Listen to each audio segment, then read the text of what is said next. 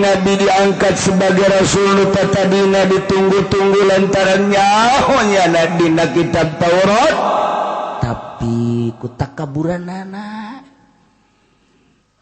teu imannya ka Kanjeng Nabi, teu imannya ka Allah, buang kawara ya. Sok cek Gusti Allah Muhammad fakta susul kososo bejakeun cerita-cerita dongeng-dongeng tentang kabuah kawarahanana Yahudi, kabiadabanana Yahudi, termasuk Nasrani anu teu iman ka Allah, teu iman ka Kanjeng Nabi Muhammad sallallahu. Bedakeun fakta susil kosos. Lain eta bae Muhammad sampaikan dongeng ki Bal'am bin Ba'ur. Jelema anu geus hebat deukeut ka aing. Tapi nyana akhir hayatna kaluar ti agama Islam gara-gara berat kana dunia, pamere ti masyarakat, pamere ti pamarentah, akhirna kaluar nyana tina jalur Islam. Bejakeun Muhammad. Abengke di tahun 2015 besi aya kiai nu kos kitu tah dongengkeun Bal'am bin Ba'ur. Besi aya kiai nu ngarep-ngarep dibere ku bupati, ku gubernur, ku presiden, bejakeun ki Bal'am tah ti geus leuh kitu. Besi aya kiai anu dedeukeutan jeung Golkar, bejakeun tah dongeng Bal'am bin Ba'ur Muhammad fakta susil kosos. Bejakeun ulah mentang-mentang manehna mah kitu kah kiai di tahun 2015 macan sabaraha encan. Sapira ka kiai arana eta mah sapira. Tapi deui lagi Bal'am bin Ba'ur mah jadi waliun min auliyaillah. Ngageter aras mun ngadoa murid 500 geus bisa halal liber.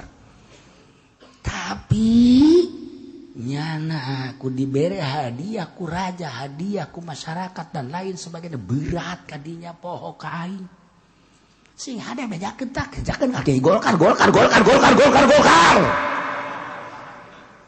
Yakin. Hadena cenah aing mah lain Golkar PDI sarua. Aing mah jadi peti lu kuat sarua bae. Aing mah jadi PKB aya.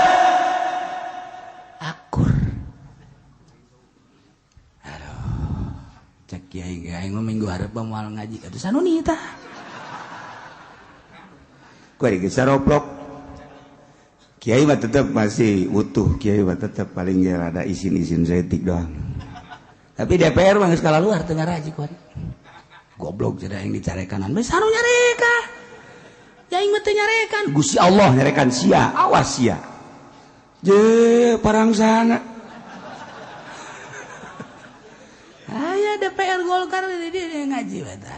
Mundur ku ari setengah ngaji. Lah teu hayang gede ngaji. Allah teangan ku sia pengajian di nu sejen. Aya nu nyarekan sia. Lamun teu dicarekan sia mah kos kitu bidug sia mah. Awas sia. Kayak sada ku aing disogok cenah ki uci. Hayo. Aing sogok ku sia saulah leutik. Jadi dikamanakeun bikeun gue kaki Fudoli kaji Pendi tah los tah kena ngojay di dinya tah aing mah teu hayang aing mah leutik mah tah hayang gede atuh hayang aing sarua jak daun atuh sugihan aing jeung DPR Golkar mah deui parangsana sugihan aing mah sugih ya teh hayang dibere ku sia aing mah teu hayang aing dunia sih nu Allah paling jakuai.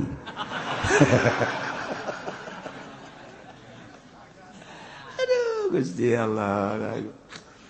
Teh yo urang keur ngalalempeng awak maksudna lain atuh mah anu kitu-kitu.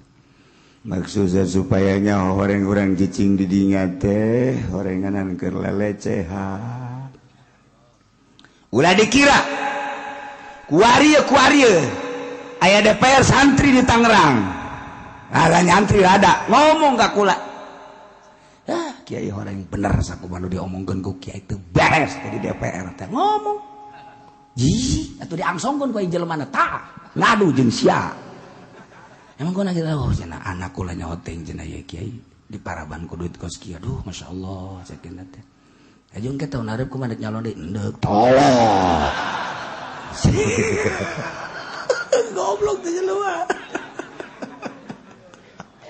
aduh ngomongnya gitu bener mah geus ngomong geus beneran gua mah geus bener lillahi ta'ala Allahu akbar jangan kayak ngomong tuh bener cenah kula aduh cenah anak kok cenah di paraban ku duit kos kitu geus boga rasana lagi untuk lamun nyana bae ngomong di hareupeun kula modal kos kitu aju kiai anu daek tah di paraban kos kitu eta mah kiai pamustungan kos kitu pamustungan teh mah kiai Gusti lalu ngomong lah sakit teh mah butuh sih butuh maju naik ke panggung ngadelekeun ilmu sia raragagan ujianna boro-boro batur sia ge moal bisa gerege ngamangpaatkeun ilmu sebab Balam bejakeun faqqa susil qasos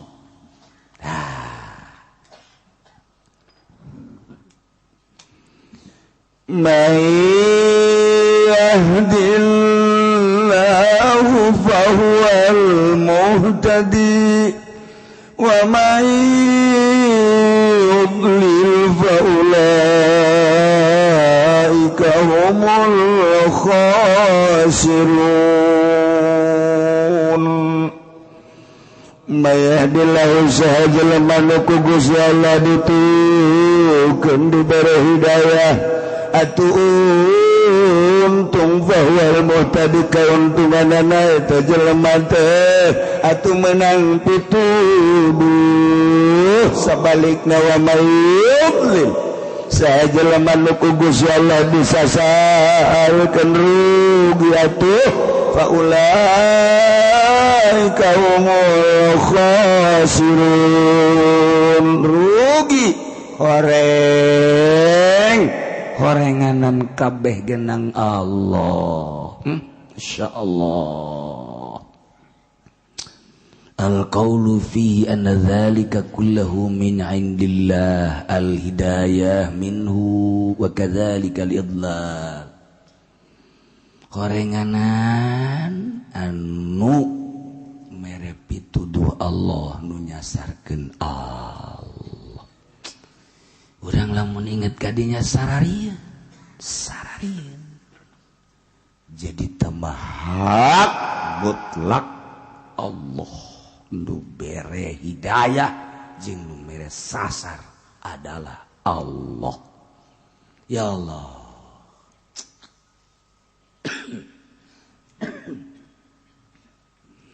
cuman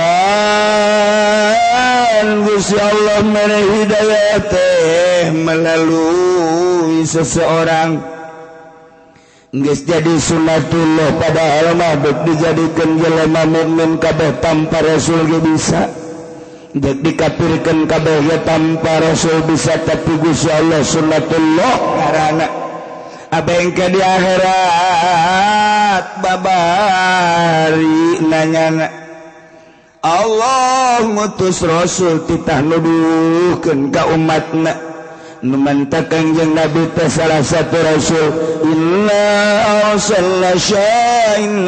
arsalnaka syahidan wa mubasysyiran wa nadhira kanjeng nabi teh diutus ku Gusti Allah jang nuduhkeun basyira mubasysyiran wa nadhira bejakeun Muhammad aya sorga bejakeun Muhammad aya neraka tuduhkeun jalan ka sorga tuduhkeun jalan ka neraka adapun engke nu milih nama terserah umat ya Allah geus atuh ku ari Kangjeng Rasulna geus teu aya dilanjutkeun ku para sahabat mendak cek Kangjeng Nabi khairul qurun qarni pang bagusna qurun adalah qurun kaula lantaran kaulama langsung ti Gusti Allah lamun aya pertanyaan-pertanyaan naon bae langsung dijawab ku Gusti Allah melalui kaula langsung ti Allah khairul qurun qarni sumayalunahum tuluy anu ngarendeng kana eta kurun sahabat kurun tabiin sumayalunahum datang ke atsbat tabiin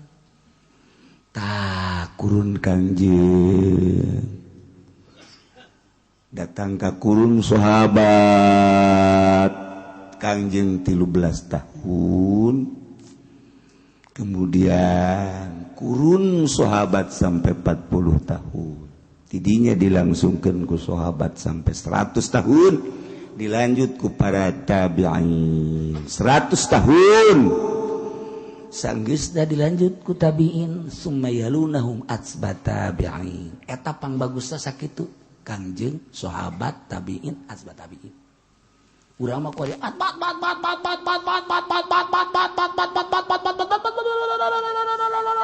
jowe Kiai Fudoli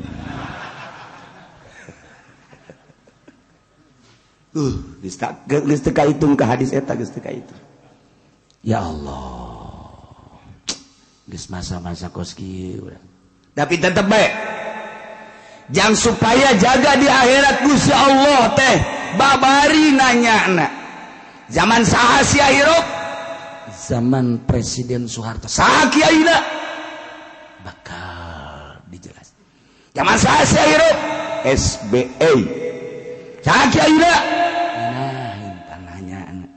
zaman saha si hirup terkecil di dunia terkurus Jokowi saha kiaina eta nu bakal ditanya ya Allah ya Rabbi Allah teh sambarangan mayahdillahu sulama anu dituduhkeun ku Gusti Allah teh eta jelema anu menang pituduh untung melalui sahasya ayo geura aya kiai-kiaina terus datang ke akhir zaman bakal aya bae abe babari Allah engke nanya jeung nyedekkeunana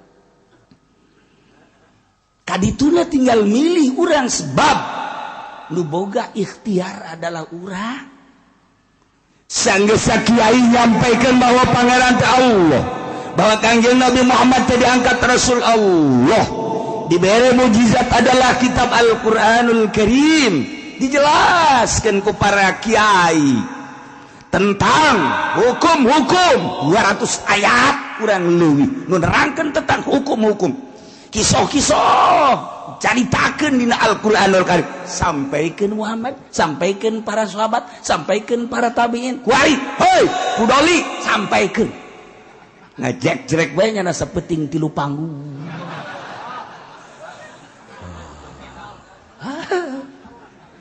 tanya pun sibuk amat dakwah hasil dakwah meuli Fortuner heran dakwah lain gitu lu tadina teu bisa wudu jadi bisa lu tadina teu bisa salat jadi bisa lu tadina embung sedekah jadi daek lu tadina teu tahajud jadi tahajud lu tadina teu Islam jadi Islam eta dakwah tuh aduh cenah tuh salah ya lain salah deui tah belah ditunti salah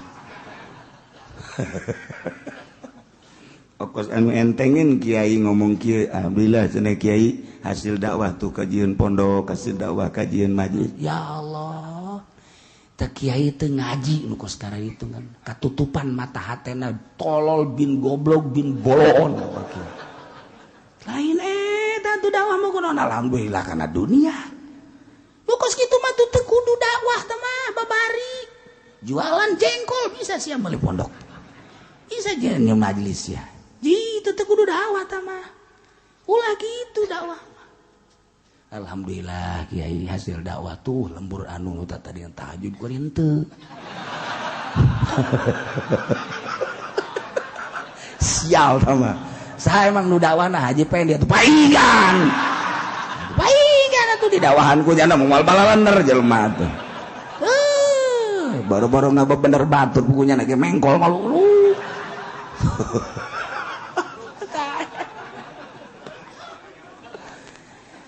Jadi nu dakwah teh anu nyahueun jalan. Kuari urang dek ka Jogja nanyakeun jalan. Ka Jogja jalan ka mana ye? Ka ditu tuh. Bener sih emang nyaho. Tuturkeun urang teh horeng teh nyaho. Ya Allah, dek ka Jogja ieu pra Karangkas Bitu.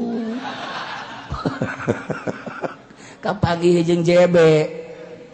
Kok JB di dieu tuh? Emang ieu Jogja teh Rangkas. Ya Allah, aing salah tak eta. Jelema dek ka Jogja dituduhkeun ka ditu Karangkas. Mal beres. Kudu nu nyaho atuh anu nungtun mah kudu nu nyaho. Acak-acakan atuh lamun teu nyaho. Cara kuari. Nungtun jelema teh teu nyaho atuh cilaka. Torekat teh dek nungtun ka Allah. Kunaon atuh? Nyana ongkoh beratas nama torekat tapi nungtuna kana dunia maning dirantai teh jelema kos gitu rantai asupkeun ka sumur parem cor ulah kena udang deui ji torekat mah geus we ninggalkeun dunia ka Allah ieu mah lain torekat teh kudu make mahar ya torekat bau hubungan jeung mahar atuh torekat mah geus kudu leupas tina kos kitu murid datang tejung jingjing marah pan sia dibere zikir ti aing atuh wayahna tuh jeruk-jeruk hasil mah mawa eta geus lain deui acara tah ini acara goblok tah kos kitu mah tuh naon bedana jeung bupati tah kos kitu mah salah tarekat mah leupas deui eta sasar kos kitu ngaranna nyasarkeun jelema ulah tarekat ulah kena kanyahoan ku batur pamajikan ge ulah kena nyahoeun. Ulah kena nyahoan urubah urusanna urang jeung Allah. Ngan kage kanyahoan pan ye salaki hiji bangun puasa bae, puasa nu ngora tah naon. Bingung deh. Kage bingung cara nu kolot teh. Nomor kadua koti peutingna hudang bae, cakeuna teh dideuleukeun. Haju bangonna ka nu kolot teh ka do kolot teh ka nu ngora teh ka pamajikanana bageur jasa narekat mah kitu bageur jadi ucodeka boro-boro jeung batur jeung pamajikan geus ucodeka jeung anak kos aju bangana barahan biasana tah sebab teu nganggap kana dunia ieu mah barang norekat nyana teu usaha nu pamajikan dirorodan kene gelang ngadiekeun jual kene kongkorong ngadieun barang norekat jadi kos kieu ye salaki tolol tah kos kitu ulah tarekat bata toko jeung sia tah ka anak tah ieu jeung sia aya abah geus abah mandek ka Allah bae ulah mikiran abah ngan eta bae sabaraha bogana tah eta mun untungna 100.000 aing 70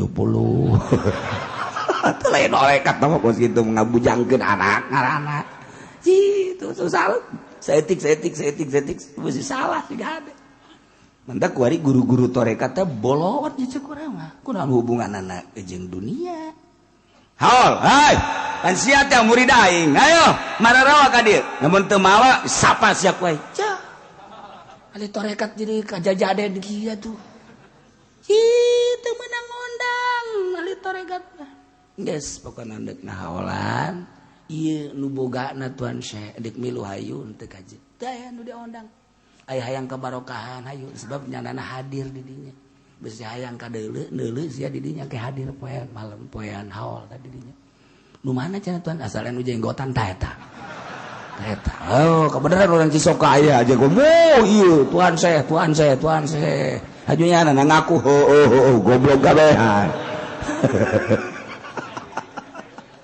kangeunahannya na di seh-sehnya na kok saja pengen di kiai-kiai oh iya pugu lain kunaon ngarasa ngeunah di kiai-kiai teh si mana teh si anu tolol teh eta termasuk jelema tolol bin tolol eta kuduna mah aing mah lain kiai aing mah lain kunaon ku sia disebut kiai tapi sia nyebut mah aing atuh dungu aing eta blon keneh di sarua lain ya Allah ya Karim nah anu nungtunna ieu kudunya ho jalan mandak mayahdillah saha jelema anu dibere hidayah ku Gusti Allah faul muhtadi untung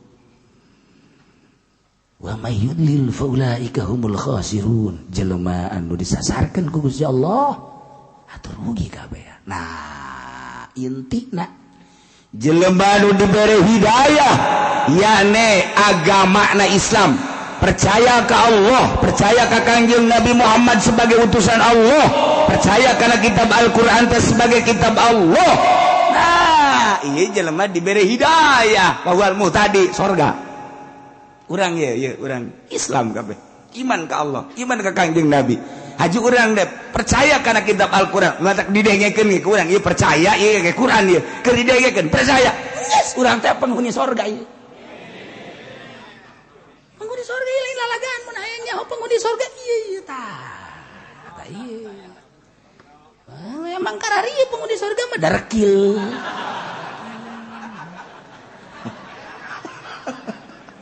atuh engke rapihna mah di sorga kuari mah atuh dekil kene emang iya mun hayang nyaho penghuni sorga teh ieu tah nu di dieu doang di majlis di luar mah wallahu alam.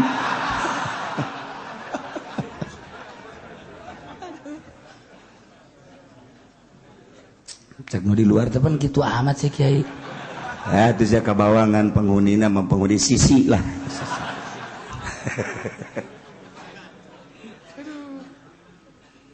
Wa may yudlil saha jelema anu ku Allah disasarkeun. Teu iman. Ngajak direk bae di televisi jaritakeun tentang pangeran teh Allah. Kanjeng Nabi teh utusan Allah, Al-Quran teh didengung-dengungkeun, nyana nonton di TV, teu iman ka Allah, teu iman ka Kanjeng Rasulullah, teu iman ka kitab Al-Quranul Karim. Eta disasarkeun ku Gusti Allah. Informasi geus aya di berbagai-bagai. Lain lalagaan, televisi geus aya, koran, majalah. HP emang geus wahara jasa geus loba jasa.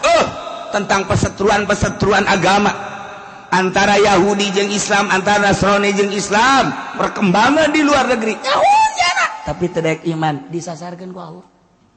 Bahkan aya nu imahna teh deukeut jeung Ki Haji. Ieu saya ieu Tegwan, ieu Haji Soleh deukeut. Tapi teu iman. Teu iman masyaallah karim. Disasarkeun emang ku Allah teh urusan lain teh nyaho ieu. Ku ari mah moal aya jelema nu teu nyaho tentang pangeran bahwa pangeran teh Allah. Informasi teh geus luar biasa. Melalui berbagai-bagai. Ayo. Deuk bake naon coba ku ari mah informasi masyaallah mudah nyahoeun kabeh encek-encek. Nasrani Yahudi nyahoeun kabeh. Ku ari geus anu tertutup informasi. Tapi teu daek iman. Wa may yudlil faulaika humul khasirun. Emang endek dijadikeun penghuni nerakanya. Na'udzubillah min dzalik.